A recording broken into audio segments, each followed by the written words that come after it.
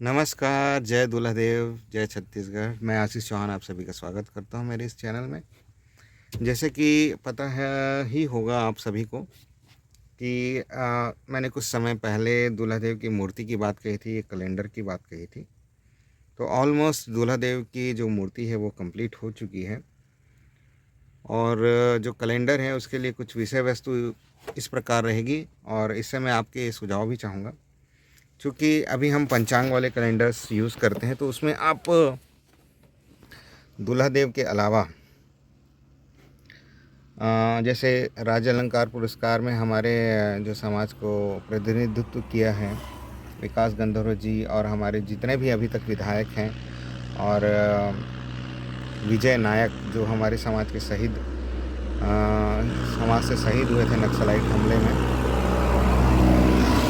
और जो भी हमारे समाज के को एक राज्य स्तर पर, राष्ट्रीय स्तर पर जो पहचान दिलाए हैं, ऐसे व्यक्तियों के चित्र और नाम इसमें सुशोभित करना चाहेंगे। इसके अलावा भी मैं आप सबसे सुझाव आमंत्रित करना चाहूँगा। इसके लिए मैं एक वेबिनार या मैसेज के थ्रू मैं चाहूँगा कि आप इसमें अपना सहयोग दें, ताकि ये जो कैलेंडर है वो राज्य स्तर पर रहे। और कोशिश ये की जाएगी कि उस कैलेंडर की कीमत 50 रुपये से ज़्यादा अधिक ना हो किसी भी परिस्थिति में, क्योंकि ये शुरुआती दौर है। भले ही आने वाले समय में अगर उसका स्तर और अच्छा जाता है, कुछ बहुत अच्छा स्वरूप निकल के आता है, तो हो सकता है उसका प्राइस थोड़ा बहुत बढ़ जाए। लेकिन 50 रुपये मेरे ख्याल से मिनिमम एक व्यक्ति के लिए बहुत है, जो कि एक सहयोग राशि के रूप में होगा। और शुरुआत में आपको कोई सहयोग राशि देने की आवश्यकता नहीं, जब तक प्रिंटिंग होगी। जब आप लेंगे तभी आप इसे देंगे, नहीं लेंगे तो नहीं देंगे, कोई ज़ोर ज़बरदस्ती नहीं है। हाँ, जिनको कैलेंडर की आवश्यकता पहले से है, नंबर ऑफ़ मतलब कैलेंडर आपको चाहिए, तो आपको बताना पड़ेगी। अब आते हैं हम दूल्हा देव के स्वरूप में।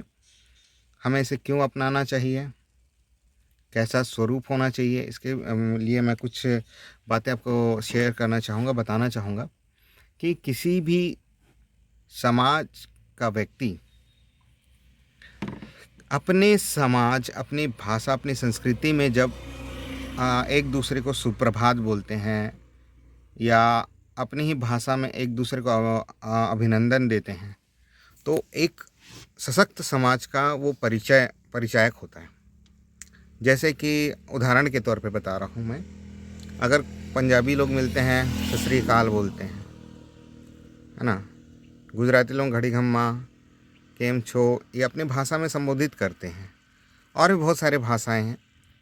और छत्तीसगढ़िया लोग जय जोहार बोलते हैं। जैसे मैं अपना वीडियो स्टार्ट करता हूँ तो जय दुल्हादेव बोलता हूँ।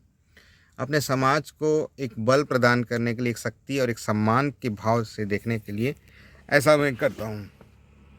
अब आई दुल्हादेव की प्रतीक की बात, उसका स्वरूप कैसे होगा और वो कैसे दिखेगा, और ऐसा दिखने से हमें क्यों स्वीकार करना चाहिए, या इस पर विवाद उत्पन्न हो रहा है, हमें इसे अपनाना चाहिए कि नहीं अपनाना चाहिए। देखिए, मैं आप सभी को बताना चाहूँगा कि जितने भी भगवान के चित्र आप फ़ोटो पे देखते हैं या कहीं बना हुआ देखते हैं, और ये काल्पनिक है नहीं है, था या नहीं था, ये अलग प्रश्न है। लेकिन मैं आपको कुछ फैक्ट बताना चाहूँगा।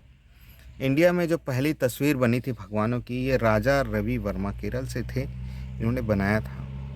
ठीक है, इसमें आगे इसके ऊपर कोर्ट केस भी हुआ था बहुत सारे, आप इसमें जाएंगे तो देख सकते हैं। अब वर्तमान समय में भी कई ऐसे देवी देवता हैं जिनको देखा नहीं गया है।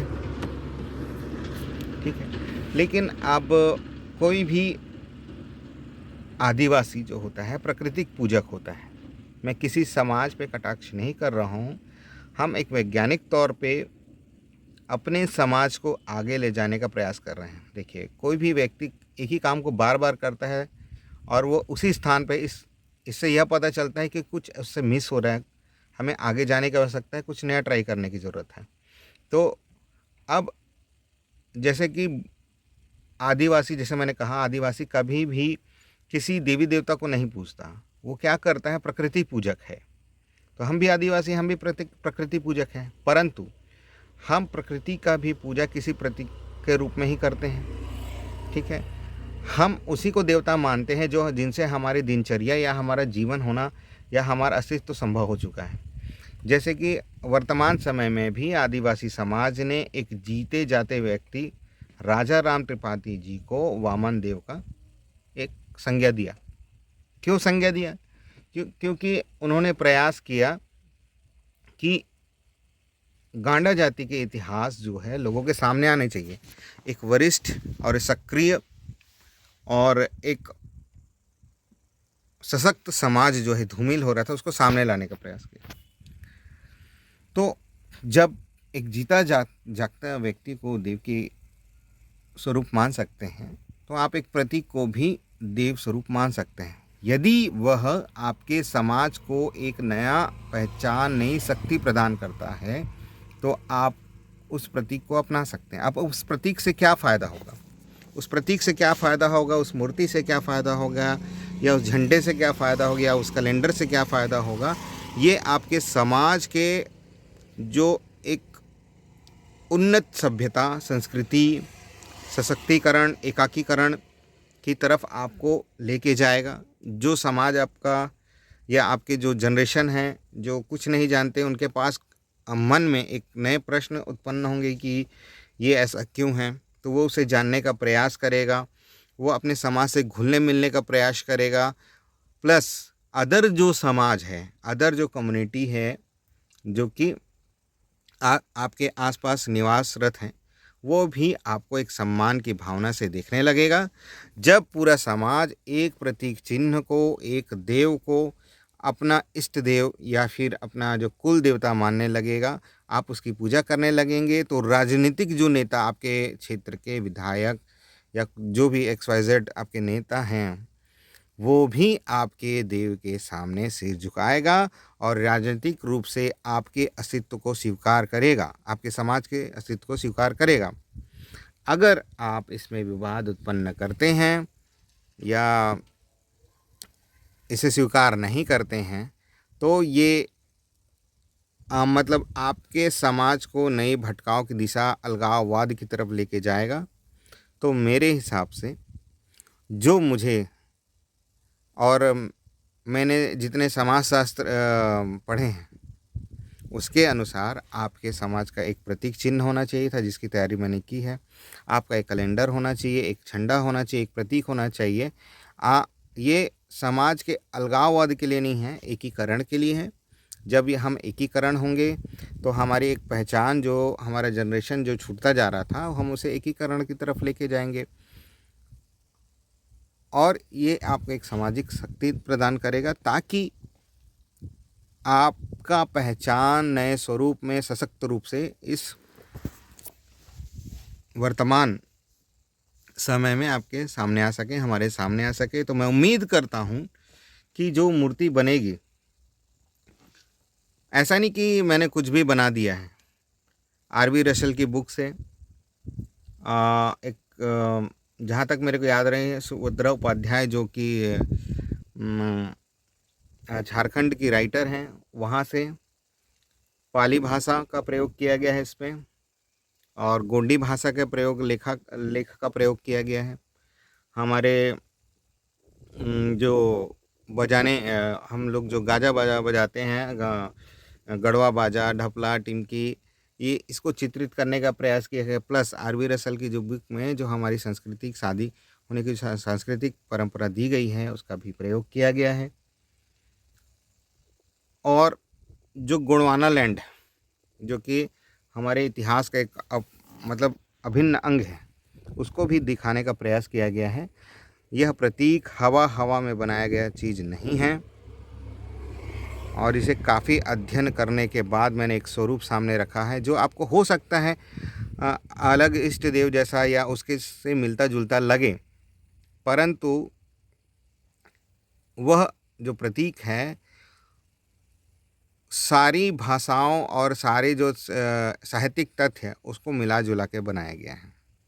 अगर आप इसे स्वीकारते हैं, हमारा समाज स्वीकार करता है, तो हम लोग एक नए समाज का और एकीकरण की तरफ हम अपना कदम बढ़ाते हैं। अब कुछ लोग प्रश्न कर सकते हैं कि ऐसा क्यों है। देखिए, किसी भी समाज का प्रतीक, देव का प्रतीक एक नहीं हो सकता, या जो देवता होता है वो हमेशा एक ही कपड़ा नहीं पहन सकता, एक ही पोजीशन पे नहीं हो सकता। इसीलिए आप देखते होंगे किसी भी देव को या प्रतीक को अलग रंग में, अलग रूप में, अलग नाम से, एक व्यक्ति कई घर में कई नाम हो सकते हैं। उसी प्रकार से आप अपने इष्ट देव को कई नामों से पुकार सकते हैं, परंतु आपका मूल भाव एक होना चाहिए। तो मैं उम्मीद करता हूँ आने वाले समय में आपका एक प्रतीक होगा। और कैलेंडर के लिए तो मैंने आपको आगाज़ कर ही दिया है कि आप 50 रुपीज़ के आसपास एक कैलेंडर होगा, और उसमें जो डिटेल्स हैं दूल्हा देव के, जो प्रतीक के डिटेल, उसका चित्र, प्लस जो राजनकार पुरस्कार में एक विकास गंधर्व जी, जिनको उपराष्ट्रपति जी अभी दिए, अभी उनको पुरस्कृत किए हैं, और भी जो अदर जो हमारे समाज के सक्रिय कार्यकर्ता, या बोलना चाहिए जो समाज के लिए कार्य कर रहे हैं, उनका चित्र, उनका नाम, उनका डिटेल, और हम लोग यहाँ तक कैसे पहुँचे उसका डिटेल मैं देने का प्रयास करूँगा इस कैलेंडर में। तो उम्मीद करता हूँ इसी जो 25 दिसंबर तक हमारा ये काम ख़त्म हो जाए।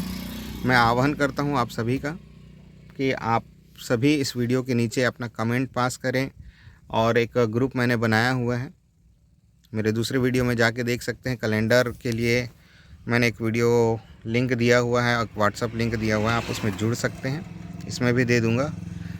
और उस जो ग्रुप में इसके अलावा कोई चर्चा करने की आवश्यकता नहीं है। बाकी सामाजिक जो मैसेज है आप उसमें अदर ग्रुप में कर सकते हैं। आप केवल इस ग्रुप में केवल और केवल मात्र कैलेंडर और दूल्हा देव के प्रतीक और इसको कहाँ पे बिठाना है, उसके लिए क्या योगदान देना है, आप इसकी भरपूर चर्चा करें, है ना, और इसको एक नया स्तर प्रदान करें। तो इसी के साथ मैं आशीष चौहान आप सभी का स्वागत करता हूं। वीडियो थोड़ी लंबी है लेकिन ज़रूरी है, सबको लाइक शेयर सब्सक्राइब करिए, इसको ज़्यादा से ज़्यादा दूर तक पहुंचाइए, ताकि कैलेंडर या मूर्ति बनने के बाद या स्थापित होने के बाद कोई ऐसी बात छूट ना जाए, है ना। तो और ये केवल एक शुरुआत मात्र है, आप ये मत सोचिएगा कि एक ही मूर्ति बनेगी, हर ज़िले में बनेगी। और जिनको रिक्वायरमेंट है अगर तो आप मुझे बताएंगे कि ऐसा मैं करना चाहता हूँ, इसके लिए क्या करना होगा। आप खुद भी कर सकते हैं, कोई ज़रूरी नहीं है। तो इसी के साथ मैं कहना चाहूँगा, जय दूल्हा देव, जय छत्तीसगढ़। मिलते हैं नेक्स्ट वीडियो में।